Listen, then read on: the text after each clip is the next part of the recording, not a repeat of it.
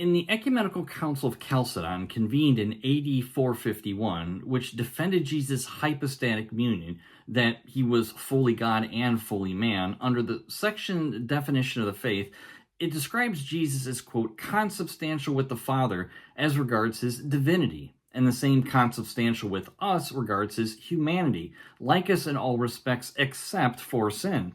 From Mary, the Virgin God-bearer, as regards his humanity, end quote.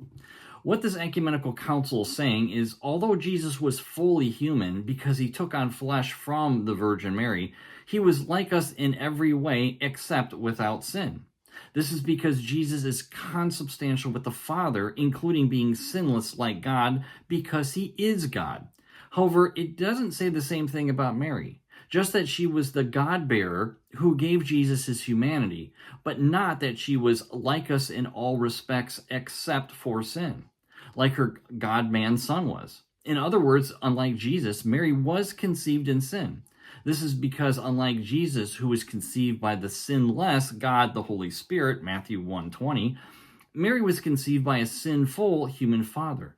This is why several early church fathers, including doctors of the Roman Catholic Church, such as St. John Chrysostom, who wrote in the 4th century in his homily 44 on Matthew, quote, "For in fact that which she," meaning Mary, "had essayed to do was of superfluous vanity, in that she wanted to show the people that she had power and authority over her Son, imagining not as yet anything great concerning him, whence also her unseasonable approach.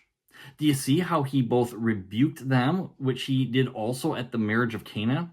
For there too he at once reproved her," meaning reproved Mary, "asking unseasonably, correcting her weakness. He both healed the disease of vainglory and rendered the due honor to his mother, even though her request was unseasonable," end quote.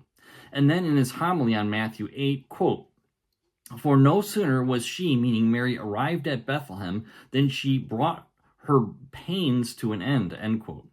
So despite Pope Pius IX declaring the dogma of the Immaculate Conception, quote, always existed in the Church, end quote, which he affirmed in 1815, 16 years before the doctrine of papal infallibility was declared at Vatican I, and considering the Pope attempted to use scriptural support for this dogma from the faulty Clementine Vulgate, which incorrectly translated Genesis 3:15, which read, "She," meaning Mary, "will crush his head," which was corrected in 1979 by the Nova Vulgata, reading, "He," meaning Jesus, "will crush his head."